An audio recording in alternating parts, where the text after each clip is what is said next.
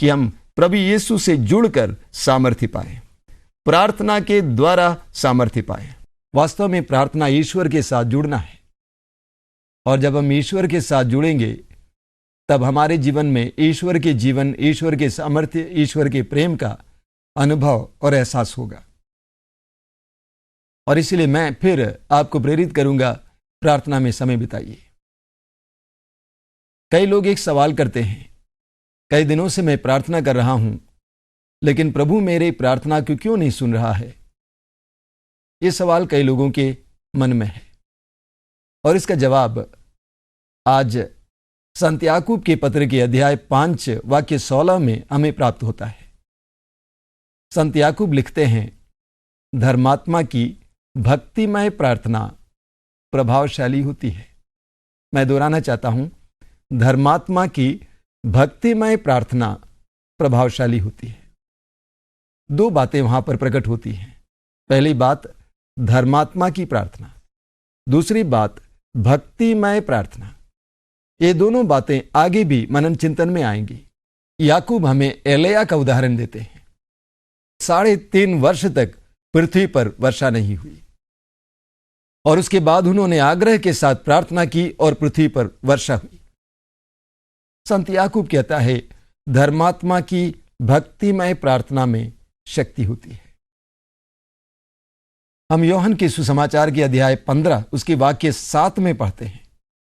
प्रभु कहता है, यदि तुम मुझ में बने रहो और मेरी शिक्षा तुम में बनी रहे, तुम जो चाहे मांगो वो तुम्हें दिया जाएगा। कितनी बड़ी प्रतिज्ञा है। यदि तुम मुझ में बने रहो और मेरी शिक्षा तुम में बनी रहे, तुम जो चाहे मांगो वो तुम्हें मिल जाएगा। प्रभु हमें ललकार रहा है। प्रभु कहता है, यदि हम उनके साथ जुड़े रहें, उनके साथ जीवन बिताएं और उनकी शिक्षा हम में बनी रहे, यानी हमारा जीवन उनकी शिक्षा के अनुसार हो, प्रभु कहता है जो चाहे मांगो वो तुम्हें दिया जाएगा। मत्ती के सुसमाचार के अध्याय 7 में उसके वाक्य 7 से प्रभु कहता है, मांगो और तुम्हें दिया जाएगा, खटखटाओ तुम्हारे लिए खोला जाएगा, ढूंढो और तुम्हें मिल जाएगा। प्रभु कहता है मांगो और तुम्हें दिया जाएगा। इतनी बड़ी प्रतिज्ञा। प्रभु कहता है मांगो और तुम्हें दिया जाएगा।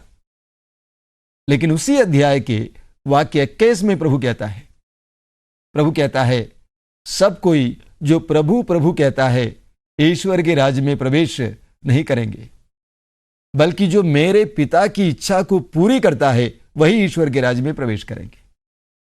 तो एक तरफ प्रभु हमसे कहता है मांगो और तुम्हें दिया जाएगा, और दूसरी तरफ प्रभु कहता है जो ईश्वर की इच्छा को पूरी करता है उसकी ही सुनवाई होती है। अक्सर हम लोग प्रार्थना करते हैं, लेकिन सवाल ये खड़ा होता है, क्या वास्तव में मैं ईश्वर की इच्छा के अनुसार जीवन बिताता हूं? हमें स्तोत्र 91 में एक वचन मिलता है। स्तोत्र 91 उसके वाक्य 14 और 15 में हम इस प्रकार पढ़ते हैं। प्रभु कहता है, वह मेरा भक्त है, इसलिए मैं उसका उद्धार करूंगा। वह मेरा नाम जानता है, इसलिए मैं उसकी रक्षा करूंगा। यदि वह मेरी दुहाई देगा तो मैं उसकी सुनूंगा, मैं संकट में उसका साथ दूंगा। कितना सशक्त वचन है। प्रभु कहता है कि वो मेरा नाम जानता है, वो मेरा भक्त है, इसलिए मैं उसका साथ दूंगा, मैं उसको सुनूंगा। हमारी प्रार्थनाएं तभी सफल होंगी और प्रभावशाली होंगी जब हम ईश्वर की इच्छा के अनुसार जीवन जीते हैं। कई लोगों का जीवन उनकी प्रार्थना से अलग है। वे प्रभु प्रभु कहते हैं, ईश्वर को पुकारते रहते हैं, लेकिन उनका जीवन उनकी प्रार्थना के मुताबिक नहीं है, इसलिए उनकी प्रार्थना प्रभावशाली नहीं हो सकती है। हम यूहन्ना के सुसमाचार के अध्याय 9 में पढ़ते हैं कि प्रभु यीशु मसीह ने एक जन्मांध को चंगा किया, और जिस दिन उन्होंने उसे चंगा किया वो दिन विश्राम का दिन था, और यहूदी लोग विश्राम के दिन को पवित्र मानते थे और नियम के अनुसार वे कोई काम नहीं करते थे। यह ईश्वर का नियम था कि कोई काम उस दिन ना हो। लेकिन प्रभु यीशु ने विश्राम दिन के असली अर्थ को समझाने के लिए उन दिनों में कुछ न कुछ भला कार्य किया, ये बताने के लिए कि विश्राम दिन दूसरों की सेवा करना कोई गलत बात नहीं है। तो प्रभु यीशु ने उस जन्मांध को विश्राम के दिन चंगा किया और इसलिए बहुत बड़ा विवाद छिड़ गया। यहूदी नेता आपस में कहने लगे, ये ईश्वर के खिलाफ कार्य कर रहा है, और इसलिए खोजबीन हुआ। उस जन्मांध से पूछा कि किसने तुम्हें चंगा किया। उसके पिता को बुलाया गया और पिता को बहुत ज्यादा डांटने लगे। तब पिता ने एक बात कही। हम ये वचन योहन का सुसमाचार उसके अध्याय 9 वाक्य 31 में पढ़ते हैं। उसने कहा कि हम जानते हैं कि ईश्वर पापियों की नहीं सुनता है, वो उनकी सुनता है जो उनके भक्त हैं और उसकी इच्छा पूरी करते हैं। फिर वही बात आती है, जो उसके भक्त हैं और उसकी इच्छा पूरी करते हैं। ईश्वर पापियों की नहीं सुनता है जब तक वो पश्चाताप ना करे। अक्सर हमारे हृदय में कपट है, छल है, और हम प्रार्थना करना चाहते हैं ईश्वर हमारे लिए कुछ करे, ये सोचते हैं। ऐसा नहीं हो सकता है। 3-4 महीनों से एक भाई मेरे पीछे लगा हुआ है। वो बार बार हमसे कहता है कि हमारे लिए प्रार्थना कीजिए। वो कोई प्रोजेक्ट चलाना चाहता है, लेकिन मैंने देखा कि उनके हृदय के अंदर सच्चाई नहीं है, और मैं बार बार उनको बताता जा रहा हूं कि आपकी प्रार्थना शायद ही सुनी जाएगी, क्योंकि आपके हृदय में सच्चाई नहीं है। योहन के सुसमाचार के अध्याय 4 में प्रभु यीशु समारी स्त्री से कहता है, ईश्वर आत्मा है और उसकी आराधना सच्चाई और आत्मा से होनी चाहिए। ईश्वर आत्मा है, उसकी आराधना सच्चाई और आत्मा से होनी चाहिए। हमारी प्रार्थना आत्मा से हो, हमारी प्रार्थना सच्चाई के साथ हो। अगर हमारा जीवन प्रभु की इच्छा के मुताबिक नहीं है और हमारे जीवन में ईश्वर के इच्छाओं की पूर्ति नहीं है, तो हम सच्चाई के मार्ग पर नहीं हैं। तो हृदय की सच्चाई और आत्मा की प्रार्थना ईश्वर सुनता है और सुनेगा। प्रवक्ता ग्रंथ अध्याय 35 उसके वाक्य 20 में हम पढ़ते हैं कि प्रभु का वचन कहता है, जो सारे हृदय से ईश्वर की सेवा करता है उसकी सुनवाई होती है। और सुंदर वचन, जो सारे हृदय से ईश्वर की सेवा करता है उसकी सुनवाई होती है। यिर्मयाह नबी के ग्रंथ के अध्याय 29 में भी उसके वाक्य 13 में प्रभु कहता है, यदि तुम संपूर्ण हृदय से मुझे ढूंढोगे, 13-14 में, यदि तुम संपूर्ण हृदय से मुझे ढूंढोगे तो मैं तुम्हें मिल जाऊंगा और मैं आकर तुम्हारे भविष्य को पलट दूंगा। जब हमारी प्रार्थना संपूर्ण हृदय से हो, हम ईश्वर को संपूर्ण हृदय से ढूंढे, तब हमारी प्रार्थना प्रभु स्वीकार करेगा। यशायाह नबी के ग्रंथ के अध्याय 1 उसके वाक्य 15 में प्रभु कहता है, जब तुम प्रार्थना में अपने हाथ उठाओगे मैं अपनी आंखें बंद करूंगा, और जब तुम लंबी लंबी प्रार्थनाएं बोलोगे मैं अपने कान बंद कर दूंगा, क्योंकि तुम्हारे हाथ रक्त से रंगे हुए हैं। पहले जाओ, स्नान करो, शुद्ध हो जाओ। हमारी प्रार्थनाएं तभी प्रभु सुनेंगे जब वास्तव में हम शुद्ध हो जाएंगे, हम पश्चाताप करेंगे। यशायाह नबी के ग्रंथ की अध्याय 59 में प्रभु का वचन कहता है कि ईश्वर का हाथ छोटा नहीं हुआ है कि वो तुम्हें बचा नहीं सकता है। तुम्हारे अधर्मों के कारण तुम्हारी सुनवाई नहीं होती है, तुम्हारे पापों के कारण ईश्वर तुमसे विमुख हो गया है। हमारे हृदय में जब तक पाप बसता है, हमारी प्रार्थनाओं में शक्ति नहीं रहेगी। ईश्वर पाखंडियों से घृणा करता है। 3-4 महीना पहले एक बहन अपने छोटे से बच्चे को लेकर आश्रम में आई प्रार्थना के लिए, और वो बच्चा बचपन से ही देख नहीं पाता था, अंधा था। और उन्होंने मंच पर आकर साक्ष्य दिया कि मैं प्रभु के पास आने लगी, प्रभु ने मेरे हृदय को शुद्ध किया, मैं प्रार्थना करने लगी, मैं हृदय खोलकर प्रभु को पुकारने लगी, और प्रभु ने मेरी प्रार्थना को सुन ली और मेरे बच्चे की आंखों को खोल दी।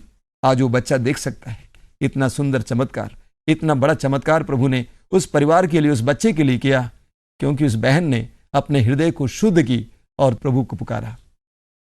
जब लोग प्रार्थना के लिए आते हैं, मैं उनसे यही बात कहता हूं कि प्रभु के सामने बैठो, प्रार्थना में लीन हो जाओ, आपको शुद्ध हो जाने दो।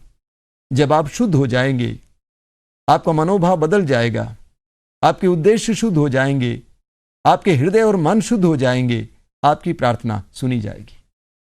हमारी प्रार्थनाओं का दुर्बल होने का एक मुख्य कारण यह है कि हमारे अंदर छल है, कपट है, पाखंड है, दूसरों के प्रति गुस्सा है, बैर है।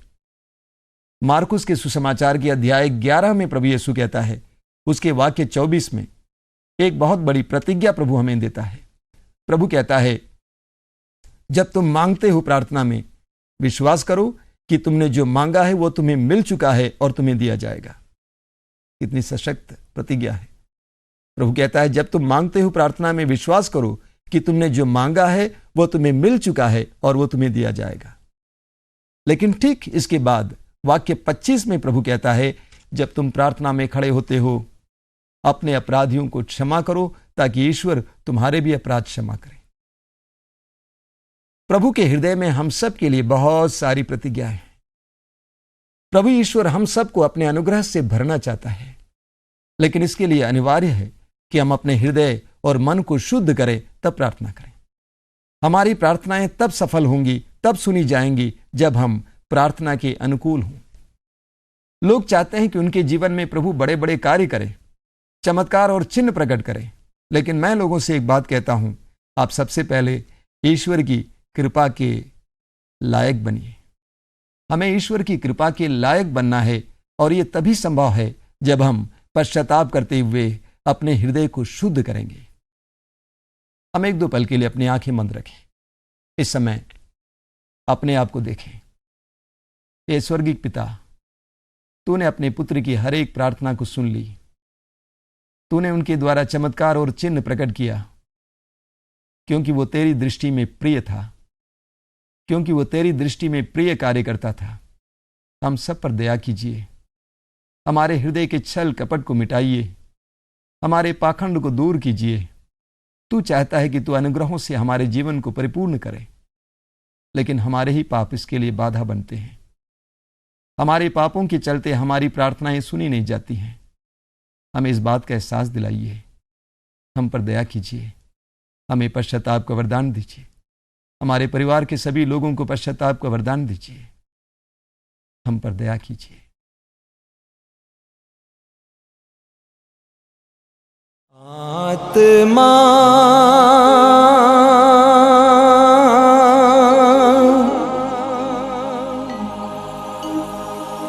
पावनात्मा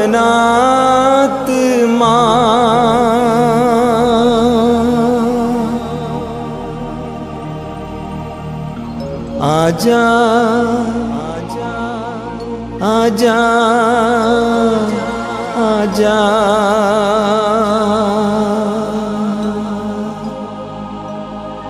प्रेम की आत्मा, शांति की आत्मा,